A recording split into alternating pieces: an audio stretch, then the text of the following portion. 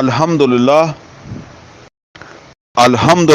وکفا والصلاۃ والسلام علی عبادہ الذین اصطفیٰ خصوصاً علی افضلہم وخاتم النبیین محمد الامین وعلی آلہ واصحابہ اجمعین. اعوذ باللہ من الشیطان الرجیم. بسم اللہ الرحمن الرحیم. قال اللہ عز وجل فی کتابہ الکریم وَإِذَا طَلَّقْتُمُ النِّسَاءَ فَبَلَغْنَ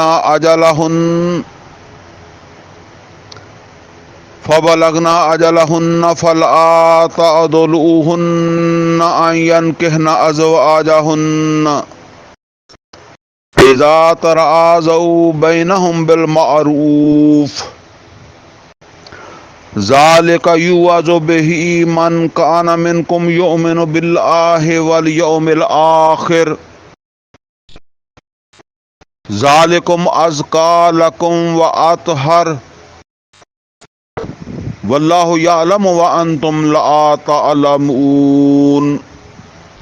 صدق اللہ العلی العظیم. رب اشرح لی صدری ویسر لی امری واحلل عقدۃ من لسانی یفقہوا قولی. اللہم ارنا الحق حقا وارزقنا اتباعہ وارنا الباطل باطلا وارزقنا اجتنابہ. آمین یا رب العالمین. عزیز دوستو، طریق القرآن کے حوالے سے یہ ہماری 32ویں کلاس ہے اور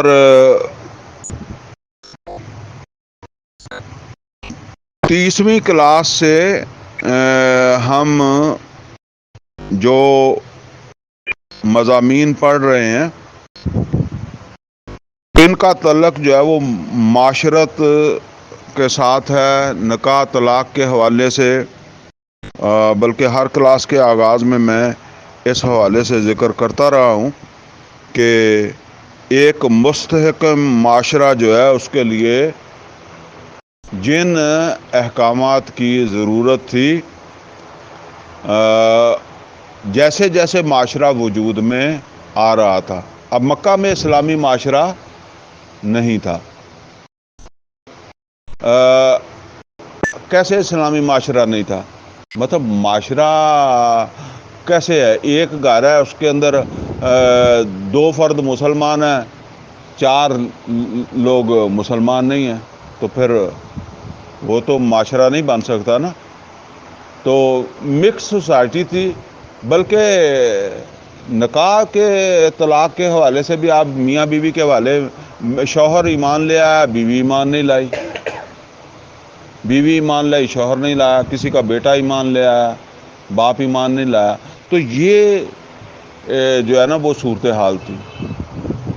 اب ایمان والوں نے ہجرت کر کے ایمان والے مدینے آ گئے ہیں، تو مدینے میں اب معاشرہ وجود کے اندر جو ہے نا وہ آ رہا ہے.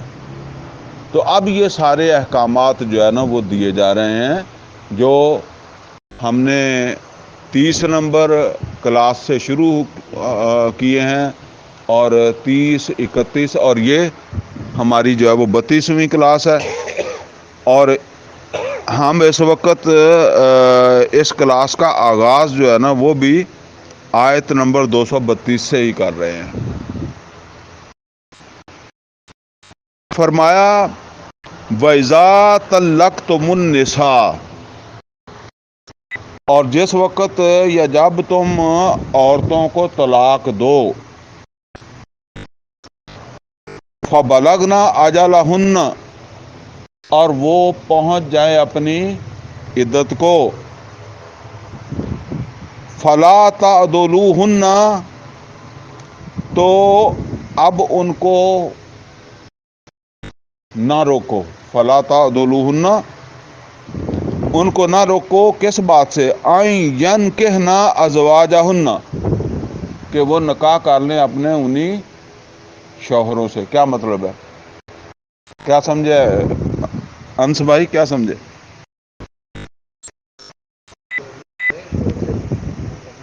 ہاں، عورت کی عدت پوری ہو گئی، تو عدت پوری ہو گئی تو کہاں چلی گئی؟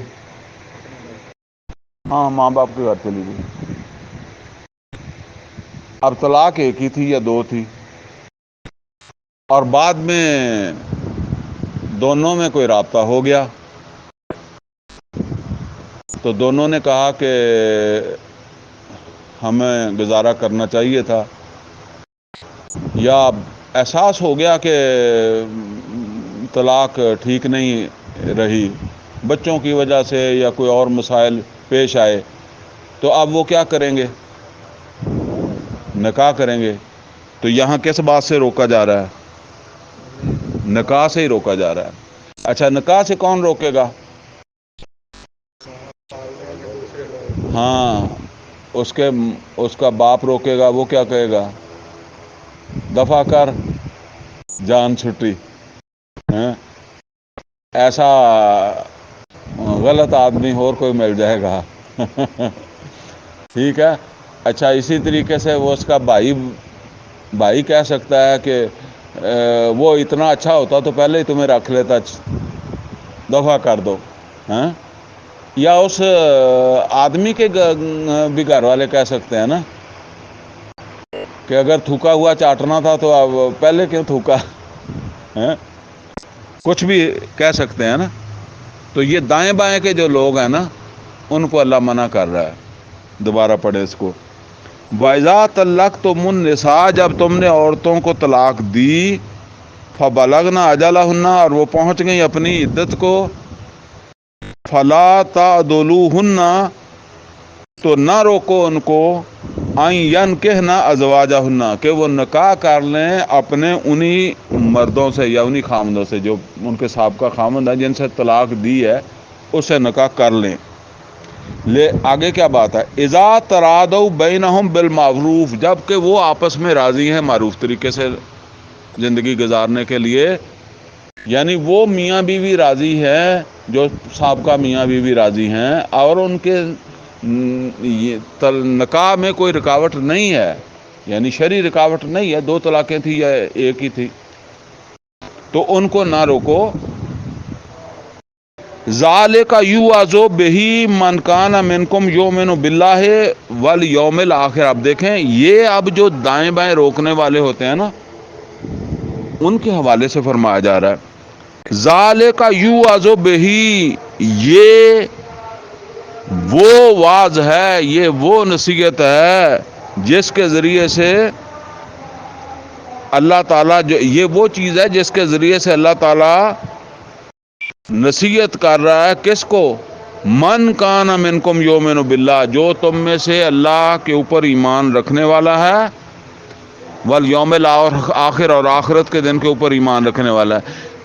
اصل میں مطلب کیا ہے کہ ہو سکتا ہے بندہ تو ایمان رکھتا ہی ہے، لیکن وہ اب روک رہا ہے۔ سمجھ آئی بات کہ نہیں؟ تو فرمایا کہ اگر تو ایمان رکھتا ہے اللہ پر اور آخرت پر، تو پھر تجھے تو اللہ نے روک دیا ہے، تو کیوں رکاوٹ ڈال رہا ہے؟ سمجھ آئی ہے نا؟ اگر تو کوئی اور بات ہے نا، پھر اور بات ہے، وہ آ گیا معروف طریقے سے وہ نکاح کرنا چاہتے ہیں، کوئی اور ایسی بات نہیں ہے، تو محض اس بات کے اوپر کہ تمہیں کوئی اس پرانا غصہ ہے، یا اس نے تمہاری بہن کو کوئی مارا تھا، ٹھیک ہے نا، وہ باتیں کئی ساری ہوتی ہیں نا، تو اب اگر وہ معروف طریقے سے راضی ہیں، تو پھر جو مطلب یہ ہے کہ تم میں سے جو کوئی بھی اللہ اور آخرت پر واقعی ایمان رکھتا ہے، وہ تو ایسا نہیں کرے گا، وہ تو رکاوٹ نہیں ڈالے گا، وہ تو بلکہ سہولت پیدا کرے گا کہ بھئی اللہ کی بھی مرضی ہے تو چلیں ٹھیک ہے۔ ذالکم ازکا لکم واطہر، اور یہ ہے تمہارے لیے پاکیزگی اور ستھرائی والی بات، یہ چیز ہے تمہارے لیے پاکیزگی اور ستھرائی والی، کہ تم اس پر عمل کرو۔ اب دیکھیں، یہ کوئی ہمارے لیے تو یہ معمولی سی چیز ہے، یہ جو بات ہے، اب اللہ تعالیٰ اتنی جو ہے وہ تاکید کے ساتھ، اگر عمل ہی نہیں کرنا، سمجھ آ رہی ہے نا، اگر عمل ہی نہیں کرنا تو اتنی تاکید کی ضرورت کیا ہے؟ واللہ یعلم وانتم لا تعلمون، اس کی حکمتوں کو اللہ جانتا ہے، تم نہیں جانتے۔ یعنی یہ کیوں دے رہا ہے اللہ احکامات؟ فرمایا واللہ یعلم وانتم لا تعلمون، اللہ جانتا ہے اس کی حکمتوں کو، اس کی اہمیت کو، تم نہیں جانتے۔ اب آگے والوالدات یرضعن اولادہن حولین کاملین،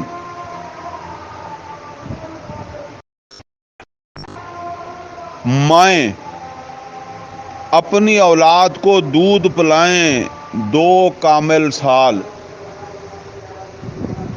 اچھا جی، اب یہ اصل میں کن ماؤں کی بات ہو رہی ہے؟ ہیں؟ جن کو طلاق ہو گئی ہے، ٹھیک ہے نا، جن کو طلاق ہو گئی ہے نا ان کی بات ہو رہی ہے۔ ویسے تو ماں پلائے گی، لیکن اب مسئلہ یہ ہے کہ عورت کو ہو گئی ہے طلاق اور وہ بن گئی ہے ماں، تو اب بچہ ڈیپینڈ کرتا ہے ماں کے اوپر۔ تو اس حوالے سے یہ احکامات آ رہے ہیں کہ والوالدات یرضعن اولادہن حولین کاملین، تو مائیں یعنی وہ مائیں جن کو طلاق ہو جائے پھر وہ دودھ پلائیں، دوسری بھی 2 سال ہی پلائیں گی، لیکن یہاں مطلب بات اس پس منظر میں ہے کہ کامل 2 سال۔ لمن اراد ان یتم الرضاع، اس کے لیے جو رضاعت کی مدت پوری کرانا چاہے۔ کون کرائے گا؟ جس نے طلاق دی، جو باپ ہے نا۔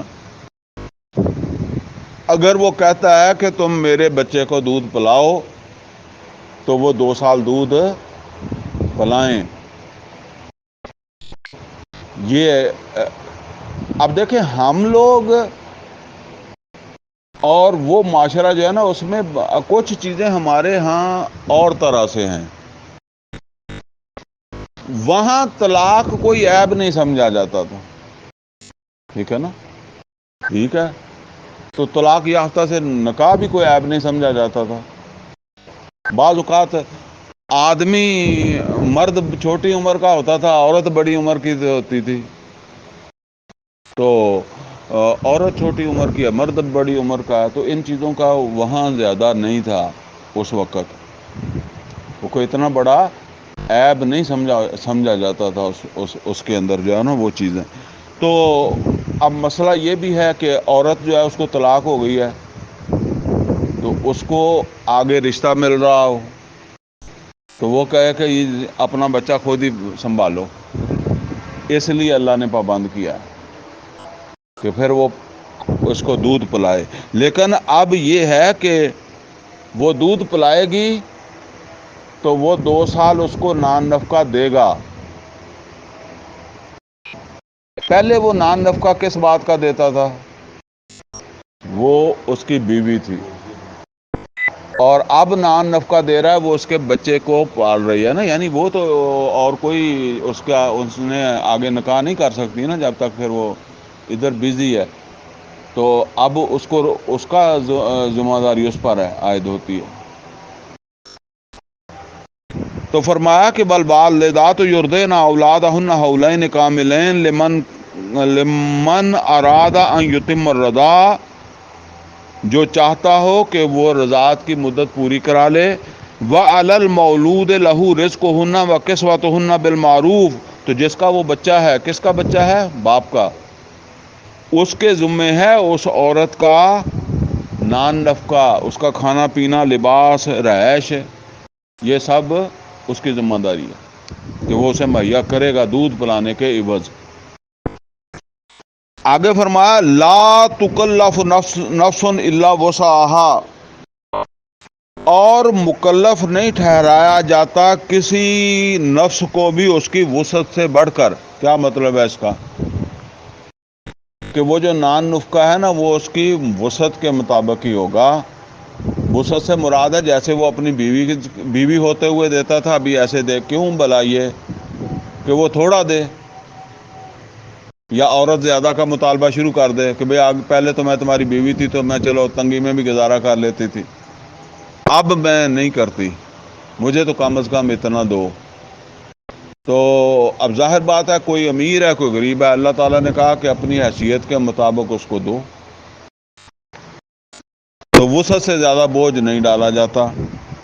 لا تضار والدتم بولدہا، اور تکلیف نہ دی جائے، ضرر نہ پہنچائی جائے، نقصان نہ پہنچایا جائے ماں کو اس بچے کی وجہ سے. ولا مولود لہ بولدہ، اور نہ جس کا وہ بچہ ہے اس کو بچے کی وجہ سے پریشان کیا جائے. اب یہ بھی ہو جاتا ہے نا کہ وہ ماں جو ہے وہ بچے کو ایک اس کی مجبوری سمجھ کے اس کو پریشانی اس کے لیے پیدا کرے، یا وہ سمجھے کہ یہ ماں ہے اس نے ویسے ہی پلانا ہی ہے، ٹھیک ہے، یا تو یہ خود بھی چاہتی ہے وہ کہے کہ جی فری پلا. تو یہ بات ہے، فرمایا کہ ایک دوسرے کی اگر کوئی کمزوری ہے اولاد کی وجہ سے تو اس سے فائدہ نہ اٹھایا جائے. وَعَلَى الْوَارِثِ مِثْلُ ذَلِكَ، اور وارثوں پر بھی یہی قوانین عائد ہوتے ہیں. وارث کون ہے اور وارث کی ضرورت کب پڑے گی؟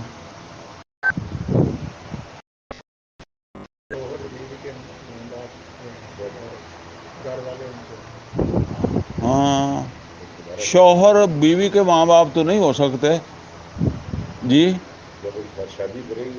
نہیں وہ تو شادی کرے گی نہیں جب تک اس دودھ پلائے گی. اچھا وہ یہ بات ہے جی کہ اگر وہ بندہ مر جائے پھر کون؟ بچہ پیدا ہوا تھا، طلاق بیوی کو دے دی تھی، تو اب بیوی دودھ پلا رہی ہے، 6 مہینے ہوئے بندہ ہی مر گیا. کون بندہ مر گیا؟ وہ جس نے نان نفقہ دینا تھا. تو اب بچہ کس کا ہے؟ کس کا؟ تو وراثت تو شاید ہو ہی نہ پھر. اب اس کا دادا چاچا کوئی بچے کا وارث ہوگا کہ نہیں ہوگا؟ بچے کا وارث کون بنے گا؟ عورت والے تو نہیں بنیں گے نا، وہ بنیں گے لڑکے والے، جو بھی اس کا اگر دادا ہے یا اس کا کوئی چاچا تایا کوئی بھی وارث ہے تو پھر مطلب یہ ہے کہ اگر کسی وجہ سے وہ آدمی جو ہے وہ نکل گیا ہے، فوت ہو گیا ہے، کچھ اس کا مسئلہ بن گیا ہے، تو اب جو بچے کے وارث ہیں وہی یہ پورا کریں گے، یہ نان نفقہ وغیرہ ذمہ داریاں وہ پوری کریں گے. وَعَلَى الْوَارِثِ مِثْلُ ذَلِكَ، اور وارث جو ہیں ان کے اوپر بھی یہ سب واجب ہے، یہ سب پابندیاں ان پر بھی عائد ہوتی ہیں.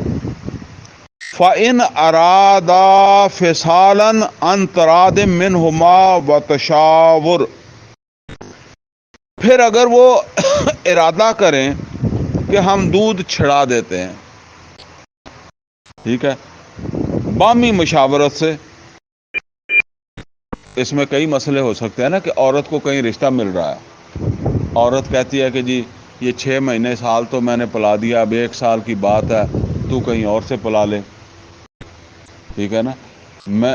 وہ وہاں وہ یہ نہیں ہے کہ یہ میرا دشمن ہے اور یہ بس ٹھیک ہے میں اس کے نکاح میں آئی تھی اس نے طلاق دے دی تو نہیں تھی، ٹھیک ہے نا. تو بھئی اب تو میرا رشتہ ہو رہا ہے تو باہمی مشاورت سے تو پھر وہ کسی اور سے بھی پلا سکتا ہے، یا شروع میں بھی پلا سکتا ہے. اگر وہ آپ نے دیکھا نا کہ عرب کے اندر وہ اب ماؤں کے ہوتے ہوئے بچے لے جاتی تھی نا دائیاں، وہ کتنا دیر رکھتی تھی، لیکن مشاورت سے. فلا جناح علیہما، تو کوئی گناہ نہیں ہے ان دونوں پر. وَإِنْ أَرَدْتُمْ، اگر تم چاہو تم ارادہ کرو، ان تسترضعوا اولادکم، کہ تم اپنے اولاد کو دودھ پلاؤ گے، یعنی کسی دودھ پلانے والی سے دودھ پلاؤ گے تو کوئی گناہ نہیں ہے، ٹھیک ہے نا، اگر ایسا کر لو تو یہ مطلب ہے. کہ دودھ چھڑانا کس کا ہے؟ اس کی ماں کا، تو اس کو کسی اور کے سپرد کرنا ہے تو باہمی مشاورت سے کرنا ہے تو کر لو، یا وہ ڈبے کا ہی پیتا ہے تو وہی پلا لو، جیسے بھی ہے۔ فلا جناح علیکم، تو کوئی گناہ نہیں ہے اس میں، اذا سلمتم ما آتیتم بالمعروف، جب کہ تم نے ادا کر دیا جو ان کے ساتھ معروف طریقے سے طے ہوا تھا۔ اس عورت کو بھی جو اس کے ساتھ طے ہوا ہے وہ تم نے ادا کیا ہوا ہے، ٹھیک ہے، اور جس سے پلانا ہے اس کو بھی تم نے ادا کرنا ہے، ان کا حق نہیں رکھنا۔ واتقوا اللہ، اور اللہ تعالی سے ڈرتے رہو کہ تم اس کے برخلاف جاؤ۔ اب دیکھیں یہ تقوی بار بار کیوں آ رہا ہے؟ کیونکہ اگر یہ تقوی نہیں ہوگا تو پھر انسان جو ہے نا وہ، کیونکہ یہ چیزیں ایسی نہیں ہیں کہ آپ جی ہر چھوٹی موٹی بات جا کر قاضی کے پاس چلے جائیں، ٹھیک ہے نا۔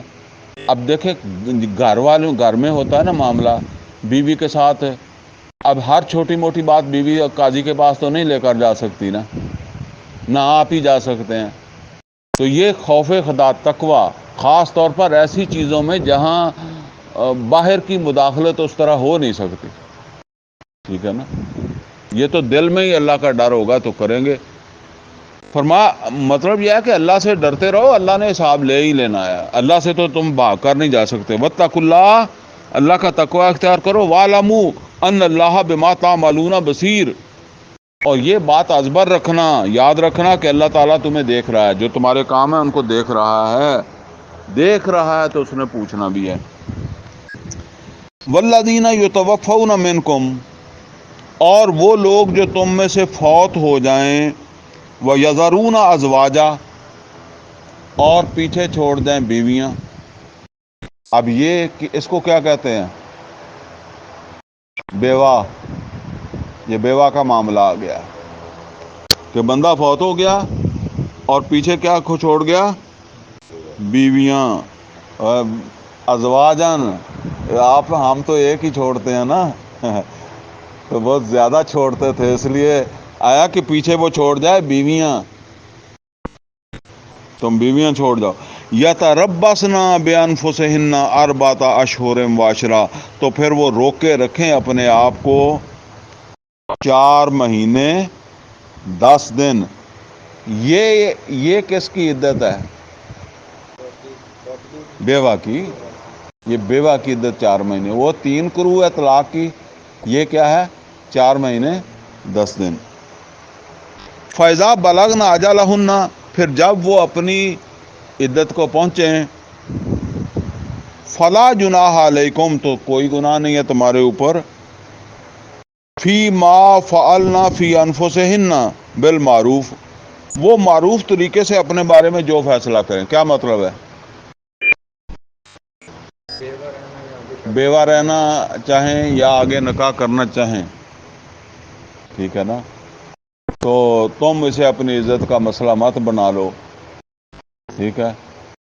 ہاں، وہ بعض اوقات ہمارے لوگ جو ہے نا وہ، اب ہمارا معاشرہ تو اب مسئلہ بنا ہوا ہے ویسے ہی عورتوں کے رشتوں کا، تو بہرحال یہ ہے کہ یہ ہمارے ہاں اس طرح کیجیے، وہاں وہ اس معاشرے میں یہ کوئی عیب نہیں تھا کہ یہ بیوہ ہے، یا اور دوسرا وہ کہے کہ جی میں تو کنوارا ہوں، چلتا تھا اسی طرح۔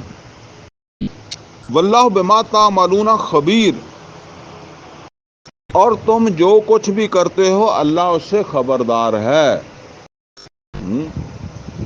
اگر تم رکاوٹ ڈالو تو پھر اللہ خبردار ہے۔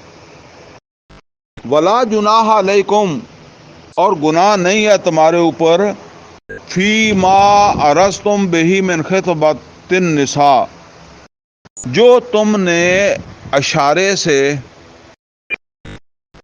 اشارے کا مطلب کنایا ہوتا ہے، ٹھیک ہے نا، اشارہ وہ ہاتھ دا نہیں ہوندا انج کر کے نہیں، مطلب کنایا جس کو کہتے ہیں نا کہ کوئی بات اس طرح کیا جس میں کوئی اور بھی اشارہ ہو. فرمایا ولا جناح علیکم، گناہ نہیں ہے اس بات میں، فی ما عرضتم بہ من خطبۃ النساء، جو تم نے اشارے یا کنائے سے نکاح کا کوئی پیغام دیا یا نکاح کا کوئی اشارہ دیا. کس کو؟ بیوہ کو. اچھا اگر ادھر کسی نے اپنی بیوی کو طلاق دے دی ہے تو ادھر ہی آپ نے اشارہ دے دیا تو وہاں آپ اشارہ نہیں دے سکتے قطعاً جب تک اس کی وہ عدت پوری نہیں ہوتی. جب تک عدت پوری نہیں ہوتی تو وہ اس کی بیوی ہے. ٹھیک ہے، اشارہ دے کر آپ کر رہے ہیں غلط کام. ٹھیک ہے نا. ہاں جب اس سے فارغ ہو جائے گی تو پھر آپ اشارہ ہی نہیں سیدھا ہی کہہ دیں ٹھیک ہے نا کہ میں نکاح کرنا چاہتا ہوں، تو پھر ٹھیک ہے. لیکن بیوہ جو ہوتی ہے نا اس کا مسئلہ کیا ہے؟ اس کا مسئلہ یہ ہے اس کے شوہر نے واپس نہیں آنا. یہ تو مطلب یہ ہے کہ پتہ لگ گیا ہے کہ عورت تو ہو گئی ہے فارغ. ٹھیک ہے نا، آگے جو بھی ہو. لیکن پھر کنائے میں کیوں کہنا ہے بھلا؟ اشارے میں کیوں کہنا ہے؟ کئی مسئلے پیدا ہوتے ہیں. ہو سکتا ہے وہ عورت آگے حاملہ نکل آئے. جب حاملہ ہوگی تو پھر حاملہ کی کی صورت میں اس کی عدت کب ختم ہوگی؟ وضع حمل پر. وضع حمل پر تو وہ تو 9 مہینے بعد ہوگا نا. آپ یوں سمجھ لیں کہ 4 مہینے شوہر کو فوت ہوئے تو عورت کا پتہ لگ گیا کہ وہ حاملہ ہے. اب بچے کو بھی 9 مہینے بعد اس نے پیدا ہونا ہے. پھر اس کو 2 سال دودھ بھی پلانا ہے. تو تم پہلے سے پکیاں کر کے بیٹھ کے آئے تو وہ کئی مسائل بن جائیں گے نا. تو اس وجہ سے جو ہے نا وہ کوئی اشارے سے تو بات ایک کر لی ہے، لیکن آگے فرمایا او اکننتم فی انفسکم، اور اس میں بھی کوئی گناہ نہیں ہے کہ تم نے اپنے دل میں ایک بات رکھ لی کہ میں شادی کر لوں گا. اور فارغ ہوئی ہے، عدت سے فارغ ہوگی تو میں شادی کر لوں گا، دل میں رکھ لی تو کر لوں.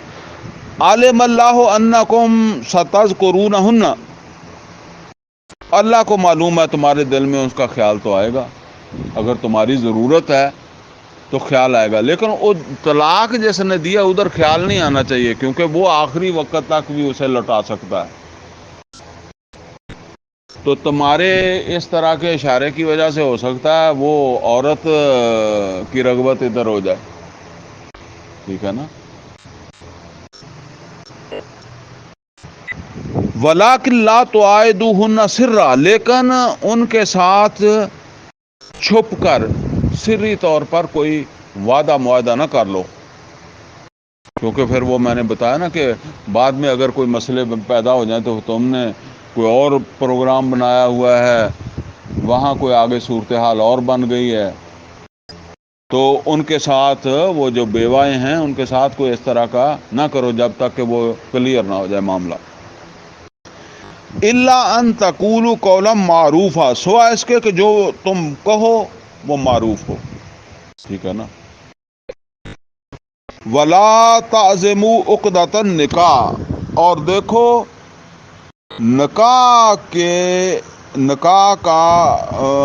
نکاح کی گرہ جو ہے نا اس کا تو عزم بالکل نہ کرو. عدت میں عورت بیوہ کی بات ہو رہی ہے کہ اس کی عدت میں نکاح کا عزم بالکل نہ کرو، عدت کو پورا ہونے دو.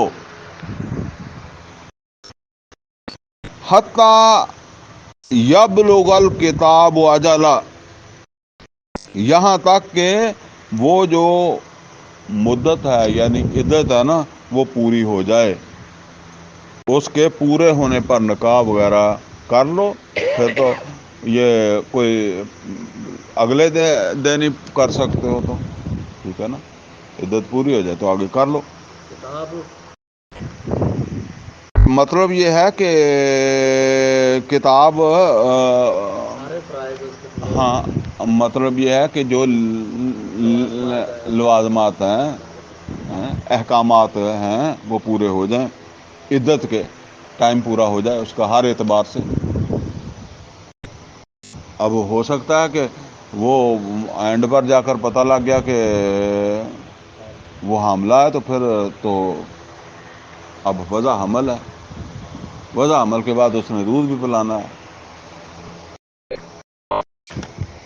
وَاعْلَمُوا أَنَّ اللَّهَ يَعْلَمُ مَا فِي أَنفُسِكُمْ۔ اب دیکھیں یہ اسی لیے ہے کہ اس کے خلاف نہیں کرنا۔ فرمایا وَاعْلَمُوا، اور جان رکھو، اللہ تعالیٰ جانتا ہے جو کچھ بھی تمہارے دلوں میں، تمہارے دلوں کے خیالوں کو بھی وہ جانتا ہے۔ یعنی اللہ کہہ رہا ہے کہ اس طرح کی سوچ ہی نہیں سوچو تم۔ فَاحْذَرُوا، اور اس سے بچ کر رہو، اس سے ڈر کر رہو۔ حذر، الحذر، ٹھیک ہے نا؟ حذر کا کیا مطلب ہے؟ ہاں ڈرنا، ڈرنا، ڈر کے رہو۔ فَاحْذَرُوا، پس ڈرو اس سے۔ فَاحْذَرُوهُ، اس سے، ہو کا مطلب ہو ضمیر ہے نا، فَاحْذَرُوهُ، اس سے ڈر کر رہو۔ وَاعْلَمُوا أَنَّ اللَّهَ غَفُورٌ حَلِيمٌ، اور یہ بات جانے رکھو، یاد رکھو، ہر وقت اپنے ذہن کے اندر جو ہے وہ پکی رکھو، ان اللہ غفور حلیم، کہ اللہ تعالی مغفرت کرتا ہے اور تحمل والا ہے، معاف کرتا ہے۔ کیا مطلب ہے؟ جان لو کہ اللہ تعالی مغفرت کرنے والا بھی ہے اور تحمل والا بھی ہے۔ مطلب یہ ہے کہ اگر کسی وقت غلطی ہو جائے، وہ کوئی بات ایسی نکل ہی گئی ہے، تو توبہ کرو، معافی مانگو، یا پہلے اگر اس طرح نہیں کیا تو اس کی بھی مانگ لو۔ لیکن پھر بھی جس طرح ہوتا ہے کہ نماز بھی چھوٹ ہی جاتی ہے نا کبھی کبھی، تو کبھی کبھی اس میں سے بھی کسی چیز کی خلاف ورزی ہو سکتی ہے نا، یا نہیں ہو سکتی؟ ہو سکتی ہے۔ تو پھر کیا کرو؟ فوراً توبہ کرو، اس سے مغفرت طلب کرو کہ مجھے ایسا نہیں کرنا چاہیے تھا، اور وہ تحمل والا ہے، درگزر کر دیتا ہے، ٹھیک ہے نا؟ چلیں جی، الحمدللہ یہ آیت نمبر 235 تک ہم نے پڑھ لیا ہے، تو بس اسی کے اوپر ہم ختم کرتے ہیں۔ اقول قولی ھذا واستغفرہ لی ولکم ولسائر المسلمین والمسلمات۔